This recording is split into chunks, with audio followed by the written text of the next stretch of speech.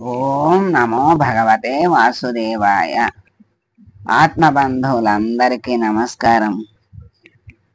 538వ నామం మహావరాహ. అంటే మహా అంటే గొప్ప అని అర్థం కదా. వరాహ అంటే వరహావతారం. గొప్ప వరహావతారాన్ని ఎత్తాడు స్వామి. ఆ అవతారాన్ని ఎత్తి ఏం చేశాడు అంటే, ఎక్కడో సముద్రం లోపల అడుగున ఉన్నటువంటి భూమిని పైకి తీసుకొచ్చి రక్షించాడు. మరి ఆ భూమి ఎందుకు వెళ్ళిపోయింది అంటే, రాక్షసుడు లోపలికి భూమిని తీసుకెళ్ళిపోతే ఆ రాక్షసుణ్ణి మరి సంహరించి భూమిని తీసుకొచ్చాడు. అంటే ఎలా తీసుకొచ్చాడు? ఆయన కోరల మీద భూగోళాన్ని ఎత్తి పట్టుకుని పైకి తీసుకొచ్చాడు. ఆయన యొక్క కోరలు రెండు ఉంటాయి కదా, ఆ రెండు కోరలే సూర్యుడు చంద్రుడు. సూర్య చంద్ర కిరణాలుగా ఆ వరాహమూర్తి కోరల్ని ఇక్కడ వర్ణించారు. మరి భూమిని పైకి తీసుకురావటము అంటే భౌతికంగా ఉండేటువంటి సృష్టిని ఉద్ధరించటం అని అర్థం. భూమి పైకి వచ్చింది అంటే మనకి మరి కనపడుతుంది కదా, ఏదైతే స్థూలంగా మనకి కనపడుతుందో అదే ఆ సృష్టి స్థూలము, తర్వాత భౌతికము అంటారు. ఆ భౌతికంగా ఏదైతే కనపడిందో అది మనకి సృష్టి అంటాం. మళ్ళీ అది ఎప్పుడైతే కనపడకుండా పోతుందో అప్పుడు లయం అంటాం. ఈ మధ్యలో సృష్టి చేసిన దాన్ని పోషించాలి గనక మళ్ళా ఆ పరమాత్మే పోషిస్తూ ఉంటాడు. ఇప్పుడు మరి ఆయన పోషించాలి కదా, ఆ సూర్య చంద్రులే పోషణకర్తలుగా ఈ భూమిని మరి పోషిస్తూ ఉన్నారు. ఆ సూర్య చంద్రుల వల్ల మరి పాడి పంటలు, జీవరాశి అంతా కూడా అభివృద్ధి అవుతుంది భూమి మీద. ఆ సృష్టి అలా వ్యాప్తి అవుతూ ఉంటుంది. మరి ఆ సూర్య చంద్రుల యొక్క కిరణాలు, శక్తి, కాంతి ఇవన్నీనే భూమిని, భూమి మీద ఉన్నటువంటి జీవరాశిని అన్నిటినీ కూడా కాపాడుతూ, రక్షిస్తూ, వృద్ధిపరుస్తూ ఉంటాయి. అటువంటి స్వామి వరాహస్వామి అన్నారు. మరి రసాతలం అని చెప్పినటువంటి అంతర్లోకాల్లో నుండి, అంటే అడుగునున్నటువంటి రసాతలం నుంచి భూలోకాన్ని బయటికి తీసుకొచ్చి ఆయన నిలబెట్టాడు.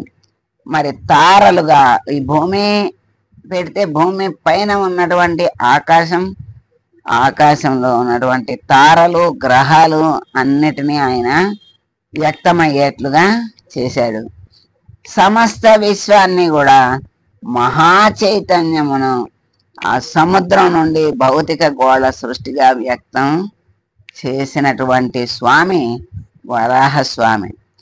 మరి అంటే లయమైపోయి ఉన్నటువంటి దాన్ని మళ్ళీ సృష్టించినట్లుగా భౌతికంగా బయటికి తీసుకొచ్చి, భూమి ఒక్కటే కాదు, మళ్ళా భూమితో పాటు ఆకాశము, పంచభూతాలు ఒకదానికొకటి అనుబంధంగా ఉంటాయి. ఆ పంచభూతాల సృష్టి భౌతిక సృష్టి. ఆ భౌతిక సృష్టిని ఆయన తీసుకొచ్చి వ్యక్తం చేశాడు. మరి ఆయన వరహావతారంగా కీర్తింపబడ్డాడు. మరి ఈ మొత్తం సృష్టిని ఆయన కోరల మీద మరి ధరించి తీసుకొచ్చాడు అంటే ఆ స్వరూపము ఎంతటిదో, ఆ స్వరూపము యొక్క శక్తి ఎంతటిదో, ఆ కోరలు ఎంతటివో, ఆ కోరల శక్తి ఎంతటిదో అనేది మనకైతే అందదు. ఆ స్వామిని వర్ణించటము, ఆయన శక్తిని, ఆయన లీలల్ని వర్ణించటం, తెలియచేయటం అనేది 1000 శిరస్సులు 1000 నాలుకలు ఉన్న అనంతుడికే సాధ్యం కాదు అని చెప్పినప్పుడు మనకి అసలు ఆలోచనకు కూడా దొరకడు స్వామి. అంతటి శక్తివంతుడు, అంత మరి పరాక్రమము, శక్తి, సృష్టి అన్నీ ఏదైనా ఆయన సంకల్ప మాత్రంగా చెయ్యగలిగేటువంటి స్వామి ఆయన.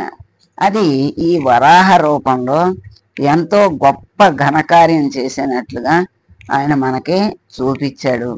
అంత భూమి అంటే మనకు కనపడటానికి ఒక చిన్న బంతిలా కనపడుతుంది, కానీ ఈ భూమండలం అంతా ఒక చిన్న బంతిలానా అంటే మనము చూడటానికి వీలుగా ఆ స్వామిని, ఆ స్వామి కోరల్ని, ఆ కోరల మీద ఉన్నటువంటి భూమిని ఒక చిన్న బంతిలాగా చూపిస్తారే కానీ మరి భూమి అంటే ఎంత పెద్దది, ఆ పెద్దదాన్ని ఆయన కోరల మీద ధరించి భరించి పైకి తీసుకొచ్చాడు అంటే ఆయన స్వరూపం ఎంతటిది అనేది కనీసం ఆలోచనకైనా వస్తే విశ్వమంతా నిండి ఉన్నటువంటి స్వామి అవ్యక్త స్వరూపుడు, చైతన్య స్వరూపుడు మనకి తప్పకుండా గుర్తుకొస్తాడు.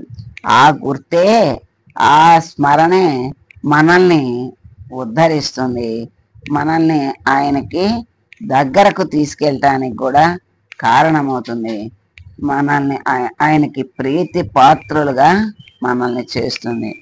అందుకని ఆ పరిమాణం అనేది మన ఊహకి అందనిది. అంతటి శక్తి పరిమాణము ఆ పరమాత్మకి. మరి విశ్వరూపంలో, విశ్వం రూపంలో విశ్వాన్నంతటిని చూపించినటువంటి స్వామిని మనం ఎలా ఊహించగలం? అణువులో అణువుగా ఉన్నటువంటి మనము దాన్ని చూడటానికే శక్తి చాలని మనము ఆయన స్వరూపాన్ని మనం వర్ణించగలమా, చూడగలమా? మొత్తం చూడలేము. అలాగే ఇక్కడ కూడా ఆయన స్వరూపాన్ని ఊహకు కూడా అందనిది. మరి అటువంటి వరాహ, మహావరాహ అయినటువంటి స్వామి శ్రేష్ఠుడు.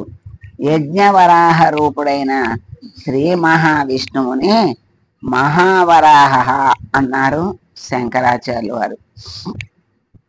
ప్రళయ సాగరంలో మునిగిన భూమిని ఉద్ధరించిన వరాహ స్వామి శక్తి మహత్తరమైంది, ఎంతో మహత్తు కలిగినది. కాకపోతే ఆ భూమిని బయటికి ఉద్ధరించలేరు కదా, అందువల్లనే ఆయన్ని మహావరాహుడు అన్నారని పరాశర భట్టరు వారు శంకరాచార్యుల వారి వ్యాఖ్యని అనుసరించారు.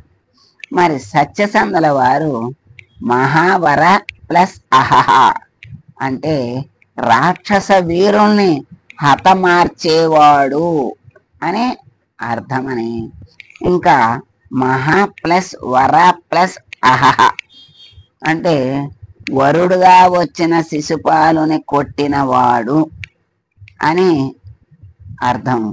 శ్రేష్ఠుడు మహత్ ప్లస్ అవర ప్లస్ అహ అత్యల్పుడైన కలి మొదలైన వాళ్ళని నశింపజేసే స్వామి.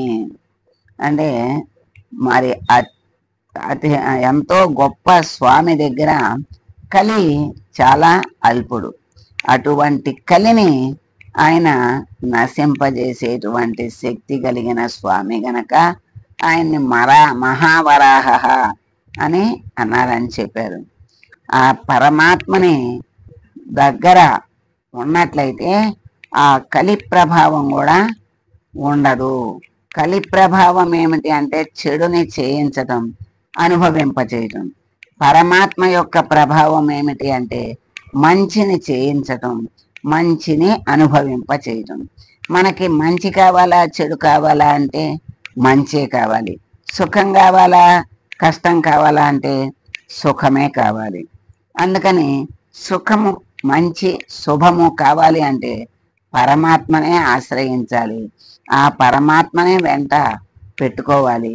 ఆ పరమాత్మనే మనసులో ఉన్నాడు, ఉన్న ఆయన్ని మనసులో పెట్టుకోవటము అంటే మనస్సులో మన లోపల ఉన్నటువంటి పరమాత్మను, హృదయ గుహలో ఉన్నటువంటి పరమాత్మను మనసు నిండా ఎప్పుడు మనసు అలా పరమాత్మ యందే ఉండేటట్లుగా చెయ్యగలిగిన రోజున మనకి పరమానందాన్ని ప్రాప్తింపచేస్తాడు పరమాత్మ. అటువంటి పరమాత్మ పుణ్య కార్యాలను చేయిస్తాడు. ఆ తర్వాత జ్ఞాన మార్గంలో నడిపించి ముక్తిని కూడా ప్రసాదిస్తాడు.